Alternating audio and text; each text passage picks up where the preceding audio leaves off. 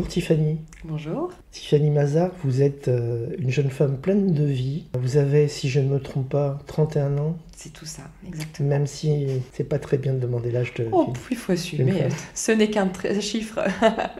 Et vous avez eu plein de vies, plusieurs vies. Et récemment, je vous ai rencontré, ou plutôt je vous ai contacté parce que j'avais vu des vidéos et des audios aussi, et même des articles vous concernant, parce que vous avez développé tout un coaching, je ne sais pas si le mot est le bon, mais en tout cas tout un trend de conférences autour du handicap invisible. C'est ça. Parce que vous êtes vous-même atteinte d'un handicap invisible, et d'ailleurs je vous ai précisé que moi aussi, mais on ne rentrera pas dans les détails, parce que vous êtes atteinte d'une maladie assez invalidante, mais par poussée, qui s'appelle la fibromyalgie. Et donc vous expliquiez au passage qu'est-ce que ça avait comme conséquence sur votre vie de tous les jours, etc. Notamment des douleurs chroniques. Également, vous avez détecté des troubles de l'attention, du TDAH, du neurodéveloppement, ce qu'on appelle le neurodéveloppement. Mais malgré tout, vous êtes une personne hyper active, hyper positive, c'est ça qui m'intéresse. Et j'ai envie de dire, en tout cas de l'extérieur, mais on va le voir, hyper heureuse. Et donc vous organisez des conférences de type TEDx, vous avez un site qui est extraordinaire, que vous avez mis récemment un jour,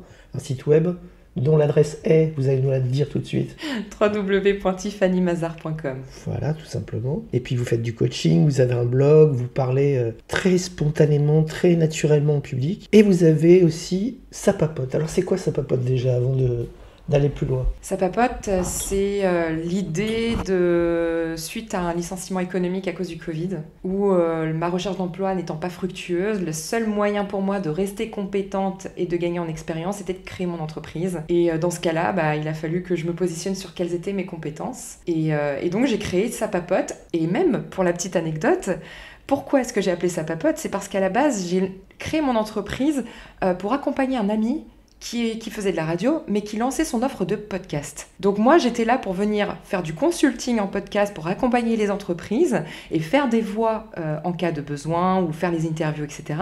Donc à la toute base, l'essence de Ça Papote, c'était du podcast. Et puis finalement, ça s'est trouvé qu'avec le Covid, c'était un peu trop compliqué à réussir à créer le projet, etc. Ça s'est pas fait.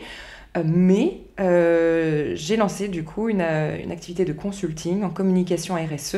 J'ai commencé à faire quelques petites conférences ici et là sur le handicap de manière globale. Et puis au fur et à mesure des événements de la vie, des rencontres, ça s'est transformé à ce qu'aujourd'hui je sois essentiellement conférencière. Et je propose toujours une partie consulting avec des formats ambassadeurs, voilà, des choses un peu... J'essaie de faire vivre en tout cas cette plateforme-là, ce site internet-là, cette nouvelle ère, cette nouvelle énergie, parce que pour moi, c'est important d'avoir à donner des ressources, que ce soit pour les personnes concernées ou pour les entreprises, et que voilà, soit quelque chose de très vivant, de très dynamique. Il y a beaucoup de personnes qui rejoignent l'aventure également, où j'interviewe des personnalités sur la thématique du vivant. Donc voilà, c'est un site que je souhaite vraiment pétillant, plein de vie. Alors c'est drôle, Ça Papote, parce que pour la petite anecdote, le bonheur c'est les autres, ça donne BLA, et à un moment donné le slogan c'était blabla, en fait des échanges, le blabla, donc blablater ou papoter. Exactement. Et donc c'était ça au départ, enfin c'était pas ça au départ, parce que le bonheur c'est les autres, ça vient de Sartre, c'est une réponse à Sartre qui disait l'enfer c'est les autres, et donc moi je considérais que le bonheur c'était les autres, pas tous les autres, mais c'est les autres. Je referme la parenthèse, et si vous voulez, on va attaquer le questionnaire du bonheur c'est les autres. En précisant que je suis arrivé chez vous, on va faire cette petite anecdote en renversant une tasse de café. Voilà. Donc voilà. Je suis un intervieweur invité absolument ininvitable. Ça restera dans les esprits.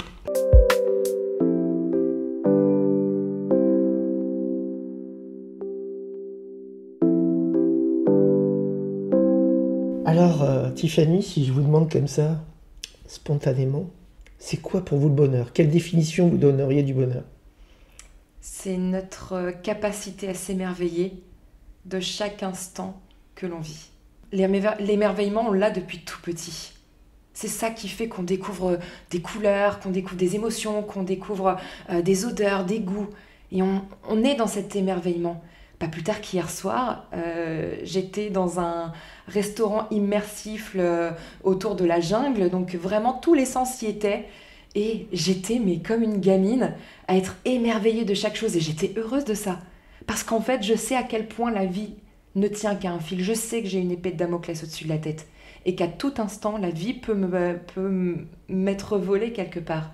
Donc j'ai décidé que j'allais créer mon propre bonheur, d'être dans aucune attente le plus possible de qui ou de quoi que ce soit, mais que si j'ai un besoin, une envie, il ne réside qu'à moi d'être actrice de ça.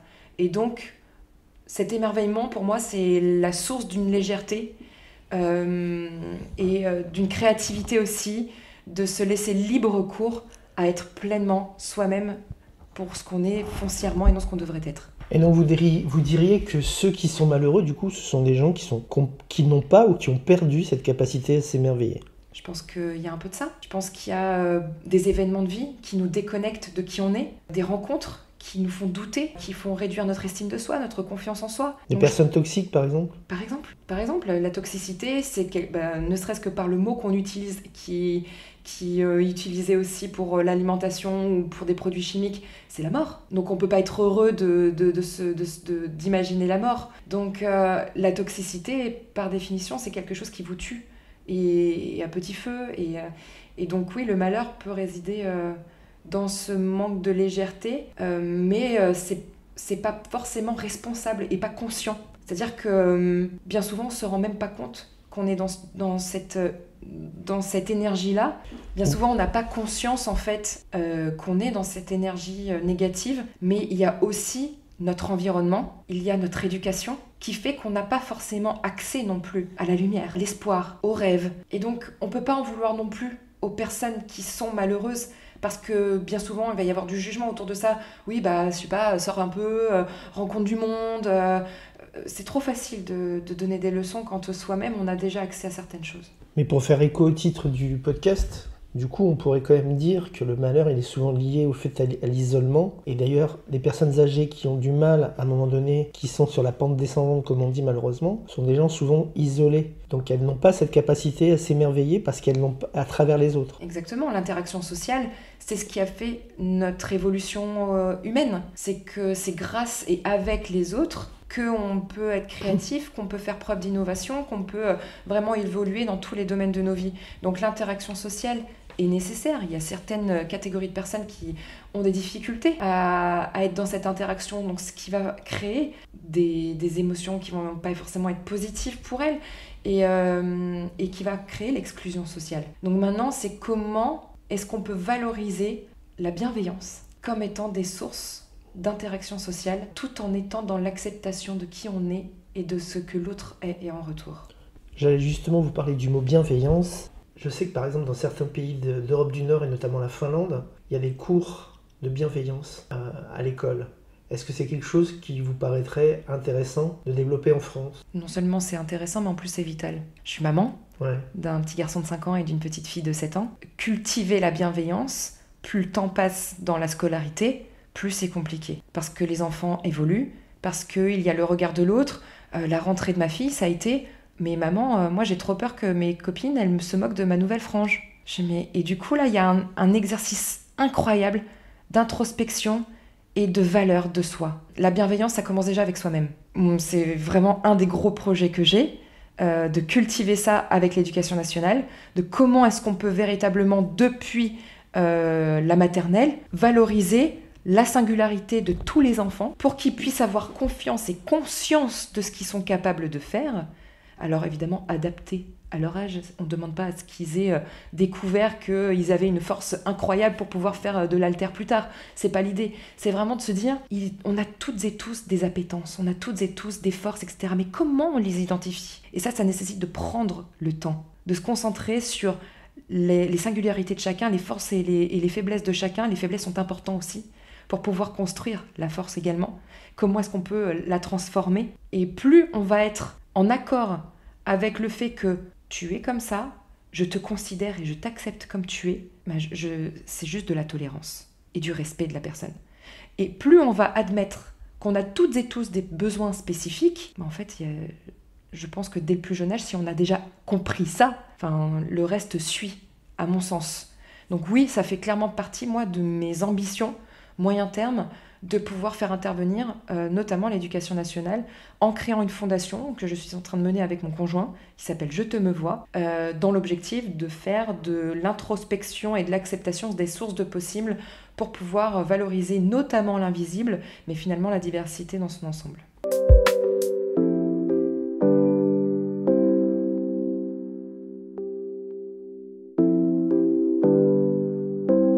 Quel souvenir heureux de votre enfance remonte spontanément à la surface? La Nouvelle-Calédonie. Ah, alors expliquez-nous.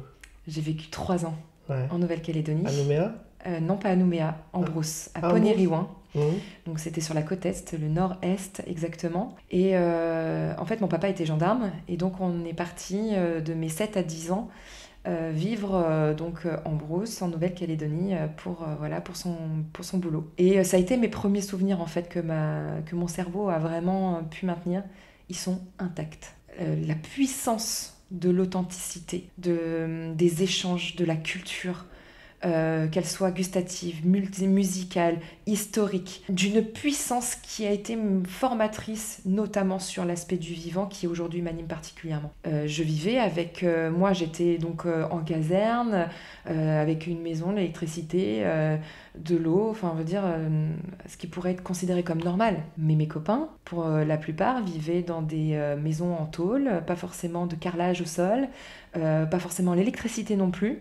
Et donc, je me retrouvais avec ma sœur et d'autres enfants de la gendarmerie, où on était peut-être 5 au total d'enfants, les seuls blancs de l'école. Et de se dire, mais en fait, jamais ça n'a été un sujet. On était toutes et tous des enfants. Il n'y a pas eu un seul moment de discrimination comme on aurait pu comprendre ou l'entendre ou quoi. J'arrivais dans un univers c'était pas c'était pas Nouméa, c'était pas la capitale, mais qui est quand même un peu métropolisée. Non, c'était vraiment le côté... très brute en fait du monde kanak qui était à cet endroit-là. C'était magique. Et oui, de pouvoir après l'école aller à la plage, de pouvoir sur le chemin de l'école manger des litchis, d'avoir des saveurs, de cultiver de l'ananas chez soi. Ouais, c'était magique et là j'ai qu'une hâte et je pense énormément au peuple kanak calédonien en ce moment qui subit depuis plusieurs mois. Ça doit vous rendre malheureux ce qui se passe. C'est très dur et même si je ne suis pas née là-bas, ma sœur est née là-bas pour le coup, j'ai mon cœur qui est très peiné de voir tout ça, de voir les paysages aussi être un peu malmenés et leur culture. Donc voilà, j'espère vraiment qu'ils vont pouvoir trouver la paix.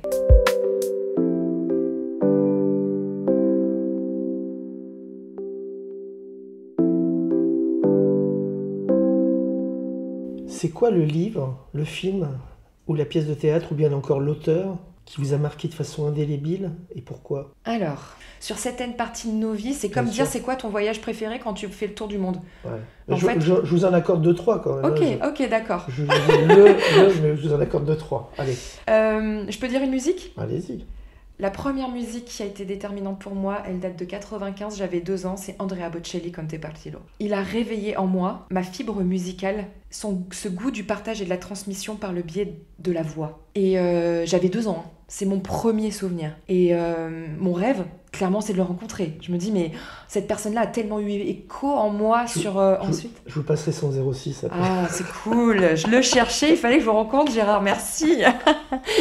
Et donc oui, c'est clairement lui qui m'a donné le goût de chanter, qui m'a donné le goût de la scène. Pourtant, j'ai pas acheté ses albums, j'ai pas plus eu d'appétence. Et puis c'est plus tard que j'ai appris qu'en fait il était aveugle et que je me suis dit, ah tiens, il a réussi à faire quelque chose avec ça. Et pas malgré, avec. Et déjà, ça titille un peu ma curiosité. Donc première chose, voilà, je dirais, pour rester focus, parce que sinon je vais partir dans 10 000 sujets avec ça. Ensuite, le deuxième qui me vient spontanément, le film 7 vies de Will Smith, qui illustre du coup 7 parcours de vie complètement différents à la même temporalité. Et je me dis souvent, tiens, là je suis posée, là au moment où on est ensemble, là, sur ma chaise dans le salon, qu'est-ce qui se passe dans le monde exactement au même moment? Il y a une vie qui se crée, il y a quelqu'un qui vient d'avoir un accident, il y a quelqu'un qui est trop content d'avoir son premier contrat, il y a quelqu'un qui est en train de faire son œuvre qui va se vendre des millions. Il se passe tellement de choses incroyables en l'espace de chaque fraction de seconde.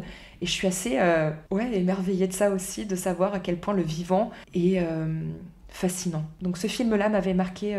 Ça, c'est une de vos caractéristiques. Vous avez une grande curiosité. Ouais, Depuis toujours. Ouais. Depuis Ça toujours. s'entend, ça se voit. Et puis les livres, alors c'est particulier, je déteste lire. Ah bon? Non, parce que en fait, je suis un peu dure là-dessus, mais Là, vous m'attristez. non, non, alors non, mais je vais vous réconcilier très rapidement pour deux choses. J'ai su lire avant de rentrer à l'école. Alors, avant de rentrer à l'école, c'est très prétentieux. Avant de rentrer au CP, parce que bon, 3 ans, faut pas non plus déconner. Mais avant de rentrer au CP, je savais lire. Donc j'avais ce goût de pouvoir comprendre mon environnement. Mais quand on me proposait des lectures, il y a rien qui me bottait en fait. Et j'ai compris très récemment en fait ce dont j'aimais lire. J'avais besoin d'apprendre. J'ai besoin d'apprendre. J'ai besoin que quand je prends du temps où je me pose physiquement ou là où c'est très dur pour moi, j'ai besoin que mon cerveau puisse au moins avoir un effort à faire dans ma lecture et même si je respecte absolument l'art de la romance et que je trouve que ça permet à beaucoup de gens aussi de s'évader, moi je m'ennuie un peu beaucoup de ça parce que je me dis de passer 3 heures sur la description d'un manteau, j'ai besoin que ça avance en fait. C'est un tout petit peu exagéré.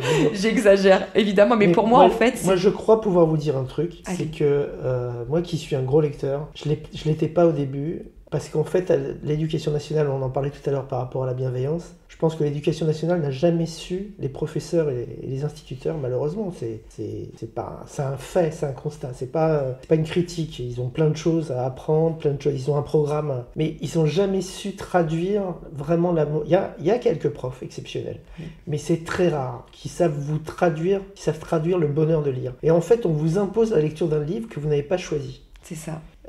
Toute la scolarité, c'est ça, on vous impose de lire... à telle année, on vous impose de lire, je sais pas, Zola, telle année. Et en fait, il y a plein de livres que j'ai lus à l'époque de l'école ou du collège en traînant des pieds, que j'ai mis peut-être 30 ans après à relire et que je me suis dit, mais c'était un bonheur ce livre. Ouais. Et en fait, à l'époque, c'était un boulet. Parce que c'est ça, c'est en fait le fait déjà de ne pas vous laisser le choix. Alors qu'en fait, l'un des principaux plaisirs... On dit souvent pour rigoler, il y a quelqu'un de connu qui avait dit, on lui posait la question, qu'est-ce qui vous plaît dans l'amour? Il dit surtout avant la montée de l'escalier, il disait. C'est-à-dire avant de faire l'amour. Pour la littérature, c'est pareil en fait. C'est-à-dire, moi le plaisir que j'ai, c'est d'aller dans une librairie ou d'aller dans une bibliothèque et d'avoir un champ des possibles énorme et de faire mon choix. Et en fait, quand on vous impose un choix, eh ben vous pouvez pas y aller. C'est tout à fait ça. Et encore aujourd'hui, même si je n'ai pas trouvé de plaisir aujourd'hui, je parle bien d'aujourd'hui, par exemple au livre romancier, là où on m'a effectivement imposé tout le long de ma scolarité, j'adore aller dans les bibliothèques. J'adore sniffer des livres. J'adore Vous êtes prête alors? Non mais bien sûr. Mais je suis curieuse de base et moi le fait que j'arrive pas à accéder à quelque chose m'énerve. Donc du coup par contradiction de toute façon je vais y aller. Il y a deux autres choses. Il y a aussi le fait que mon trouble du neurodéveloppement, je ne n'avais pas conscientisé que ça m'avait aussi beaucoup freiné dans ma lecture. Pour deux choses, la fatigue visuelle, le fait d'être aussi physiquement stable à un moment donné, de pas pouvoir trop bouger, j'ai trouvé jamais de position confortable, donc j'étais pas bien là-dessus, je devais tout le temps bouger, voilà. Et puis la lecture, le fait de fois de relire 2-3 fois la même phrase parce que concentration pas possible, enfin voilà. Et j'ai découvert une manière de hacker le cerveau pour notamment le TDAH, on trouve déficitaire de l'attention avec hyperactivité. C'est en mettant en gras les premières lettres de chaque mot. Une rapidité de lecture, ce qui facilite quelque chose d'important, la compréhension. Et quand on me demandait à l'école de venir me faire des tests de compréhension après avoir lu même des petits paragraphes, j'étais nulle. Mais c'est pas possible, je ne comprends pas ce que je lis. Et moi qui suis quelqu'un de très exigeante envers moi-même, à l'école c'était horrible parce que j'arrivais à faire tout ce que je voulais, sauf comprendre véritablement, et je faisais des erreurs d'inattention, c'était compliqué. Mais pour vous dire à quel point je me suis réconciliée, j'ai coécrit le livre de mon conjoint, qui est sorti le 24 avril 2024. Qui s'appelle comment, disons Rêve de jeu. J-E, entre parenthèses, U-X. D'accord. Parce que c'est un sportif para-badminton. C'est ça. Et donc on explique dans son livre son parcours, où il a eu un cancer à l'âge de 17 ans, et comment est-ce qu'il s'en est sorti. Après une opération, finalement, on lui annonce que il a plus de quadriceps et qu'il ne pourra plus jamais courir. Lui qui était sportif, et là il a décidé en fait finalement de rêver des Jeux paralympiques après un chemin long d'acceptation. Et donc voilà, on essaye de parler de son parcours, de la manière dont il l'a transformé, et c'est quoi le rêve finalement de soi. Et donc du coup voilà, c'était pour moi un premier exercice d'écriture long, parce que j'adorais faire d'écriture et d'écrire de la poésie, écrire des chansons. Mais alors justement, j'allais vous dire qu'un des principaux problèmes aussi en France par rapport à la littérature, cette fois-ci c'est pas l'éducation nationale, c'est le monde de la littérature lui-même, le monde de l'édition, qui vous impose quelque part le format du roman et du roman long, alors qu'en réalité, vous pouvez très bien accéder à la littérature, prêche un peu pour ma paroisse, par la poésie. Oui. Les poésies, c'est des textes courts, donc même avec de la TDAH, un texte court, c'est une page et demie, vous pouvez y aller. Et c'est les nouvelles, des nouvelles qui font quelques pages, des fois même, par exemple chez Régis Geoffrey, qui a fait ce qu'on appelle des micro-fictions, qui tiennent sur une page et demie, et vous accédez à la littérature, et de la bonne littérature, sans vous être obligé de vous taper 400, 500, 600 pages. C'est ça. Et malheureusement, pourquoi je critique le monde de l'édition, c'est que le monde de l'édition, pour des raisons économiques, s'est spécialisé sur le format du roman, parce que c'est ça qui le fait vivre. En réalité, la nouvelle, la poésie, il y a un vrai appétit pour ça. On l'a vu par exemple pour la poésie avec Monsieur Teboul, qui est le chanteur de Feu Chatterton, qui a fait des bouquins de poésie, ce qu'il appelle de la poésie minute, et qui cartonne. Donc en fait, il y a de la place pour du court. Si le long vous... Et en fait, le court, après, amène au long. C'est-à-dire que si, au bout de plusieurs lectures de textes courts, vous avez un vrai appétit pour ça, vous allez aller vers le long. Et je referme la parenthèse. J'ai été trop long. À moins que vous vouliez rajouter quelque chose par rapport à ça. Non, c'est hyper riche et je pense que c'est une rencontre aussi avec soi-même, la littérature. Exactement. C'est que plus on va être dans la pratique, plus on va se rendre compte de ce qu'on aime, de ce qu'on n'aime pas, ce qui va nous donner ou pas envie de poursuivre. Et du coup, moi, ce goût de l'écriture m'a vraiment donné envie puisque je suis en train d'écrire le mien. C'est ça. Et c'est comme si on dit on n'aime pas le cinéma. Parce que dans le cinéma, il y a aussi bien des nanars, il y a des films d'action, il y a des films hyper intimistes, il y a des films d'arrêt et d'essai des fois complètement perchés. Voilà, il y a de tout dans le cinéma et il y a de tout dans la littérature. Et puis, je dirais pour les gens alors ça c'est plutôt pour nos enfants, mais qui ont un problème avec les mots, il y a la BD, les mangas, etc., qui sont quand même de la littérature. Moi, je considère que c'est de la littérature. Je pourrais parler pendant des heures de ça. On peut être parti longtemps. Vous avez vraiment 3 heures de podcast devant vous, là, voilà. Soyez prêts. Et c'est pas un podcast sur la littérature, c'est un podcast sur le bonheur. Alors, on continue. Tiffany, de quoi ne voudriez-vous jamais vous priver dans la vie, sous-entendu pour être heureuse ? L'amour. L'amour, je suis amoureuse de l'amour. Mes enfants me le disent tout le temps. Mais maman, de toute façon, t'as besoin d'amour. Maman, y a toi et il y a l'amour. Enfin, vraiment, je suis associée. J'ai des chaussures, c'est écrit amour. Je me suis tatoué le je t'aime.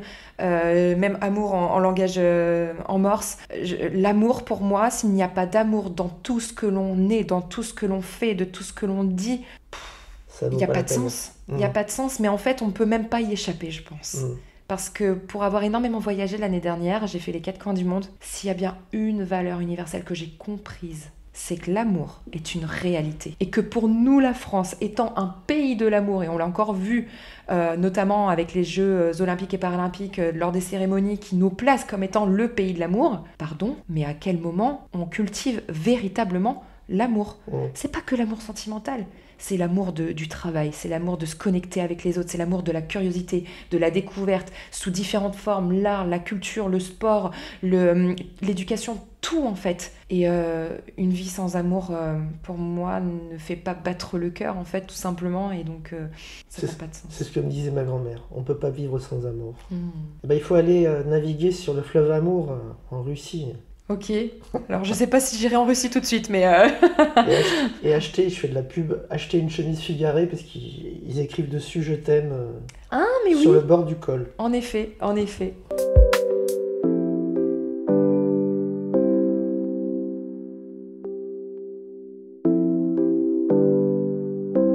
Je vais rajouter une question qui sera peut-être pérennisée par la suite, mais vous serez la première à y avoir répondu. Quel honneur. Je vous demande pas de me dire si vous êtes croyante ou pratiquante, parce que ça, pour moi, c'est quelque chose d'intime et on ne doit pas en parler. On doit le savoir soi-même, mais on ne doit pas en parler. Mais quel est votre rapport avec la spiritualité ? Quel est votre rapport avec l'au-delà et avec la mort ? Alors là, on va parler de choses que j'ai très rarement parlé, mais qui me tient à cœur de visibiliser aussi. J'ai une sensibilité depuis toute petite aux choses que je vois, que je pensais que tout le monde voyait, que finalement non. Je vois les auras, voilà. Je vois les couleurs des gens, je vois leur énergie. Et plus que de parler de spiritualité, je vais plutôt parler d'énergie. Je suis très intéressée à la physique quantique. Pour moi, il y a un véritable lien entre nous toutes et tous, énergétique avant tout. Et donc, mon lien à la mort, je l'ai eu très vite avec un jumeau perdu. Je l'ai eu parce que, en fait, j'ai eu des accidents de voiture et j'y ai échappé à chaque fois et je touche du bois. Et donc, du coup...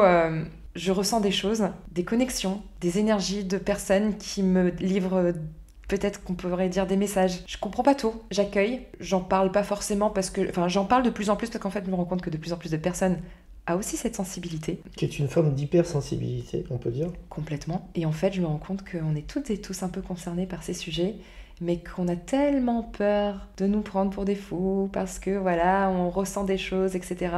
Alors qu'en fait, c'est simplement notre intuition et notre énergie, notre âme qui parle.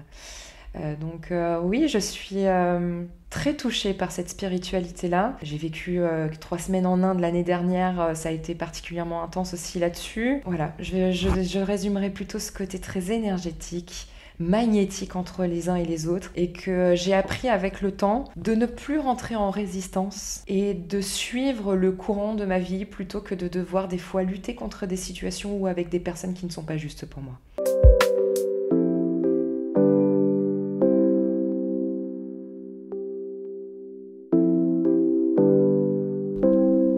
C'est quoi le mot de la langue française que vous préférez et ou le mot auquel vous pensez à l'instant même où on se parle? Ne me dites pas amour parce que vous me l'avez déjà dit. Oui, à un moment donné, il faut innover. Voilà. Mais c'est quoi le mot que vous préférez de la langue française? Alors, mais en fait, c'est pas du tout poétique. Mais pas du tout. Mais vraiment, depuis toute petite, mais vraiment, on va se moquer de moi. Pas du tout. J'adore le mot biscuit. C'est très beau. Non, mais là, c'est pas une question de sens. C'est même pas une question de sens. C'est vraiment ce côté, la sensation que ça me procure dans la bouche et auditivement, le côté biscuit. Je sais pas, depuis toute petite, je mangeais des biscuits aussi. Il y avait ce côté un petit peu... Vraiment, c'est un peu le mot de Proust, pour le coup. Ouais, mon petit... c'est votre Madeleine. Ouais, voilà, c'est ça. Mais c'est pas ma Madeleine, du coup, c'est mon biscuit de Proust. Et donc, du coup, vous aimez bien le chanteur Petit Biscuit, alors? Ah oui, il est mignon, en plus.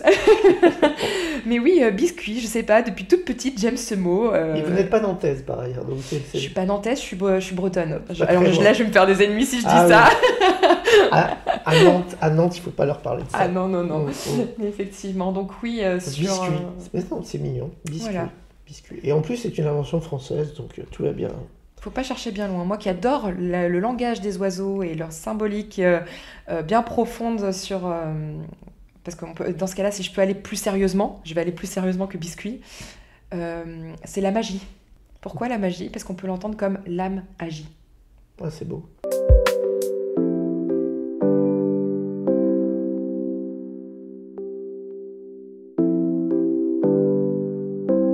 Alors vous êtes quelqu'un de très actif, quelqu'un de très positif, on l'a dit, mais est-ce que vous doutez souvent dans l'existence? Et si oui, quand vous doutez, est-ce que vous doutez plutôt de vous ou plutôt des autres? Je doute tout le temps. Et c'est cette remise en question permanente qui me fait savourer chaque jour. Parce que je considère que je suis une personne qui doit évoluer, qui doit s'améliorer à chaque instant.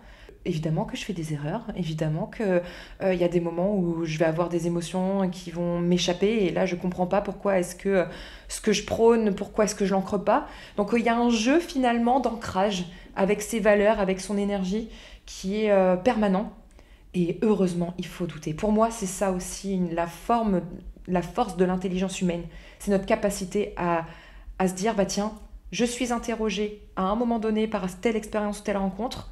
Qu'est-ce que ça vient dire de moi? Et donc, ouais, il faut douter. Pour moi, c'est important.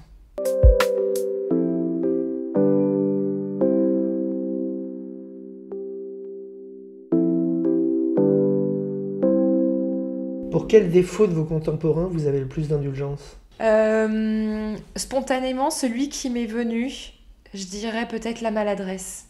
Parce qu'en fait, on n'a pas toutes et tous accès à la même chose au même moment. Notamment autour du sujet du handicap. Il y a des personnes qui vont essayer de bien faire et les personnes qui vont recevoir, qui sont en situation de handicap, vont se dire « Ouais, mais t'as vu, elle m'a traité comme si je suis pas un enfant » ou alors vraiment, il y a une colère qui s'installe. Alors que si on admet tout simplement qu'il y a des maladresses dans tous les sens, que celui de la personne qui le dit et la personne qui reçoit, je pense que c'est de se dire comment est-ce qu'on peut en fait faire améliorer notre communication, encore une fois pour faire rebond à la bienveillance.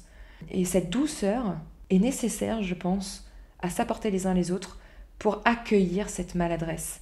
Maintenant, ça ne veut pas dire l'installer, parce que du coup, au bout d'un moment, ça s'appelle faire des erreurs. Et l'objectif de l'erreur, c'est de l'apprendre. Et donc, la maladresse, elle est tolérable. Maintenant, ce qu'il faut en faire, c'est venir l'identifier et venir apporter une solution de manière à ce que cette maladresse ne soit plus.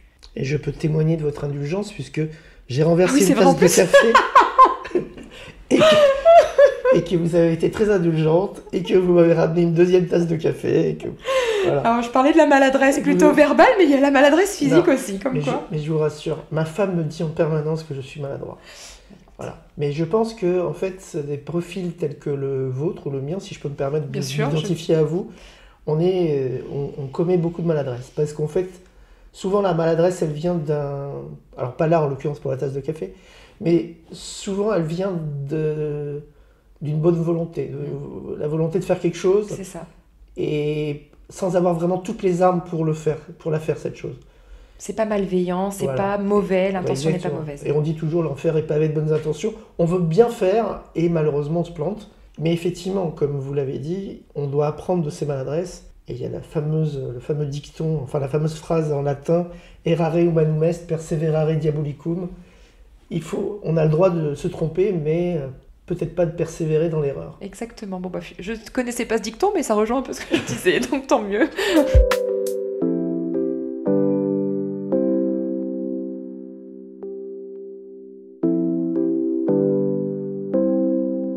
Alors moi je vous ressens comme quelqu'un de très solaire, quelqu'un qui donne en tout cas aux autres de l'optimisme, mais j'imagine que vous devez avoir aussi des coups de bambou des fois, et des downs, des périodes down comme on peut dire.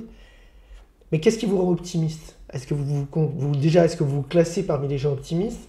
Mais qu'est-ce qui vous rend optimiste pour l'avenir ? Il y a beaucoup de choses qui sont venues dans la question et ça m'a réveillée un petit peu. Quand vous parliez de moments de down, je pense qu'ils sont nécessaires des fois à trouver la lumière. Si je vous demande quand commence une journée, vous me dites à quel moment ? Parfois pendant la nuit. Mais toujours à minuit. Il fait nuit, mais il y a toujours des étoiles. C'est vrai. Il y a toujours la lune. Il y a toujours cet espoir, il y a toujours cette lumière qui est là. Donc finalement, c'est souvent quand on débute des nouvelles idées, des nouveaux rêves, ils viennent des moments aussi un peu compliqués, un peu plus durs. C'est parce que j'ai vécu une alerte AVC, un burn-out, j'avais tout le scénario pour mettre fin à mes jours. C'est parce que j'ai vécu ces moments j'ai vécu l'agression sexuelle, le harcèlement scolaire. C'est parce que j'ai vécu des moments durs comme ça que je me suis rendu compte que ce n'était pas juste. C'est pas ça que je veux en fait. C'est pas ça qui me fait me sentir vivant. Et donc c'est comme ça que finalement, je ne sais pas comment, il y a une transformation, un côté alchimiste qui intervient le plus possible. Et des fois, je me fais dépasser parce que je suis fatiguée et que j'arrive pas à voir le côté positif des choses. Ça reste assez rare quand même, mais c'est pas facile d'être optimiste. C'est pas facile d'être optimiste. Ça demande un effort quand on ne l'est pas forcément spontanément. Et une fois qu'on est connecté à soi, qu'on est connecté foncièrement à nos valeurs qui nous dictent dans tout ce qu'on fait, comme là on parle, il y a le soleil qui arrive. Exactement. La lumière est toujours là, même au-dessus des nuages, comme dirait Zao de Sagazan. Là, il fait toujours beau au-dessus des nuages, mais exactement en fait. Et donc, je pense que c'est tout simplement des questions de point de vue. Si je vous montre mon téléphone, je vous dis, il est orange. Vous allez me dire, non, il est noir. Je dis, bah non, il est orange. En fait, il y a autant de vérité qu'il y a de points de vue. Donc, l'optimisme, pour moi, c'est aussi cette culture du point de vue, de libre arbitre, de liberté et de créativité. Et ça paraît être un peu compliqué comme ça, mais encore une fois, plus on va être dans cet émerveillement, je pense, dans l'accueil de qui on est pleinement et dans cette acceptation, en fait, l'optimisme, il est là, à qui veut bien le voir. Donc l'optimisme, ça serait une volonté, c'est quelque chose qu'on peut cultiver, c'est pas quelque chose qui est forcément spontané. Je pense qu'on a toutes et tous ça en nous. Je pense qu'on est tous nés avec un optimisme. Dès les premières semaines, on fait des sourires, on est content de voir nos parents nous chercher dans le berceau. Donc non, je pense qu'il y a cette joie qui est déjà de base présente. Et ça rejoint l'émerveillement, ce qu'on disait tout à l'heure. C'est-à-dire qu'effectivement, quand je parlais des personnes âgées qui dégringolent, qui petit à petit quittent la vie quelque part, c'est des gens qui ont à la fois perdu l'optimisme et l'émerveillement. Ça va de pair. En fait, c'est des gens qui... Voilà. Ils ont perdu l'essentiel, le sel de la vie en fait. Et pour autant, quand on va dans des... parce que je suis déjà allée plusieurs fois dans des maisons de retraite, au-delà pour voir des personnes que je connaissais, mais aussi pour aller faire de la musique là-bas. Et les jeux utilisés aussi pour recréer du lien avec eux-mêmes et avec les autres, ce sont des jeux enfantins. Ça va être des couleurs, ça va être du ballon, ça va être de la peinture, ça va être de la musique, ça va être...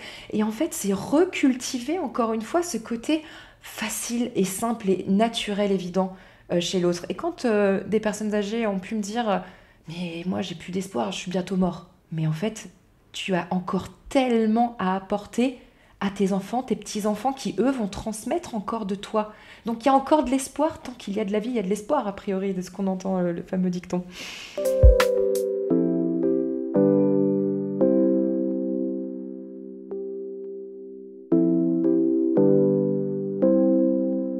Alors vous fourmillez de projets, Tiffany.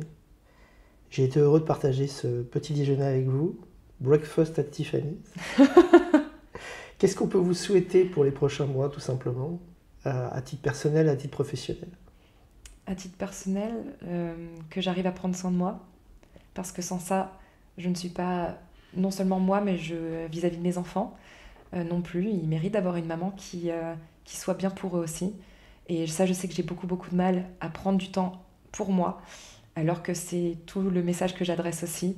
Donc voilà, c'est aujourd'hui mon challenge numéro 1, c'est vraiment de, malgré tous ces projets, de toujours y chercher du plaisir et de m'offrir ces temps de ressources pour justement continuer à être créative. Et puis professionnellement, je pense que pour l'instant, je touche du bois encore sur une lancée très positive. Je pense que mes messages commencent à passer. Je pense qu'on y est de plus en plus sensible. Et parce que je suis tenace et persévérante et que je suis convaincue que l'amour est une réponse même en entreprise et surtout en entreprise, en fait on peut faire de grandes choses. Et mes projets, j'en ai déjà pour 2025 qui sont signés, sont juste l'illustration que l'amour est une réalité. C'est très beau. Et vous le souhaite, Tiffany, et on vous dit espérons à bientôt. Et merci beaucoup de nous avoir reçus. N'oubliez pas, le bonheur c'est les autres. Merci infiniment Gérard.